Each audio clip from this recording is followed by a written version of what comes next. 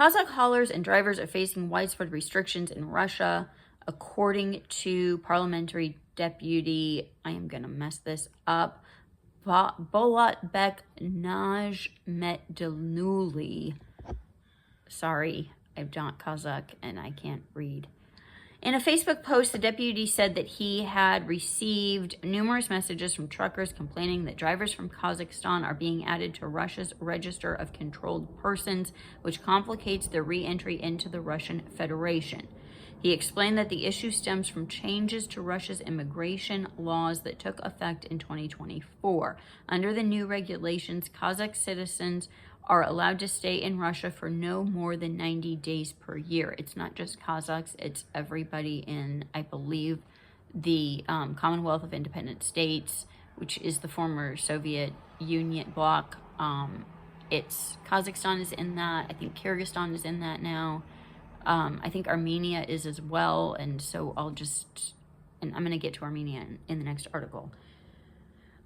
He explained that the issue stems from changes, I said that, under new regulations. This regulation does not take into account the specifics of international road transport. Our drivers are in another country, not for personal reasons, but to perform their work duties. However, the new requirements effectively put them in violation of Russian law. Many have found themselves in this situation. Since time spent in Russia and Belarus is cumulative, even transit through Belarus counts as time spent in Russia. He added that long queues at border crossings between Belarus and the EU on one side and between Russia and Kazakhstan on the other also contribute to the problem. See my previous video. Drivers often have to wait in line for several days. Moreover, the MP noted that Kazakhstan does not apply the 90-day stay limit imposed on Russian citizens to drivers of international or transit trucks and buses. This problem is no longer theoretical. Law-abiding Kazakh carriers are now effectively subject to restrictions, risking the loss of access to routes through Belarus and Russia. If this continues, we will face a shortage of rolling stock, rising costs, and displacement of Kazakh companies by Belarusian and Russian carriers.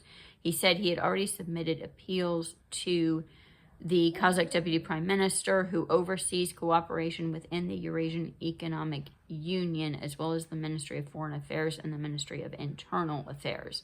He also called for the issue to be raised at the Eurasian Economic Commission.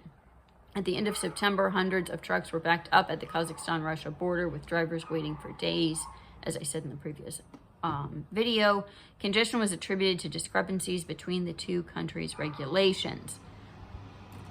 So then in Armenia is also facing a similar issue with the immigration rules. I don't know why they didn't make an exception for trucking. It doesn't really make a lot of sense to me. I can see that they would want to do it for what the guest worker programs. There's always been complaints for as long as I can remember about guest workers, similar to I guess, you know, the U.S. also has these issues. Russia has issues with their periphery, and there's been complaints for years that the guest workers are taking jobs. And so this is, I can see why you would do this for that kind of a thing. The trucking, I feel like there should have been an exception if they had actually thought it through. But they didn't. And so now at least several dozen drivers of Armenian commercial trucks regularly transporting goods to Russia are facing travel bans or deportation from the country due to a significant toughening of immigration laws. This is from, I think, the Armenian version of Rough Roll, by the way.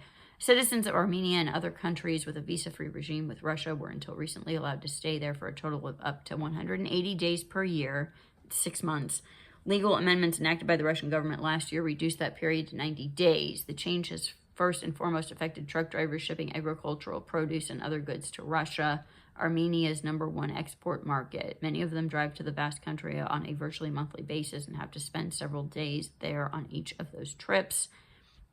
Some have told Rough Rules Armenia service on Monday that they've already been blacklisted by Russian authorities for breaching the 90-day limit. The Russian police do not need court permission to deport and impose 3-year entry bans on them. Our government didn't inform us about the change, said one of them. None of us knew about that when we went to Russia because of not knowing. We are now losing our jobs. The man spoke by phone to the from the Russian city of Vladikavkaz, where he claimed to have seen 20 to 30 other blacklisted Armenian drivers at a local immigration center.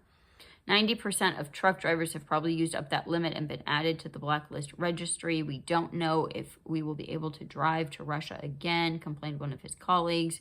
It's not that we go there for migrant work. We go in and get out. They should do something good for people like us. The Armenian government did not immediately comment on the problem. It was therefore not clear whether it has raised the matter with Moscow. According to the government's migration service, some 1,100 Armenians were deported from Russia last year. According to Armenian government data, Russia accounted for 37% of Armenia's exports, worth $5 billion in January to August 2025. The Russian market is especially important to Armenian exporters of agricultural produce, prepared foodstuffs, and alcoholic beverages. So this is a little bit different, but it is about the rules as far as who gets to go, how long you can stay. And it's not about the microchips and everything. So it's two different stories, but I think they kind of connect in that, it's kind of all interconnected. And then add to that the issue with the oil and gas, that Russia's running out of petrol, apparently, according to things that I've seen. And I will do another video on that later.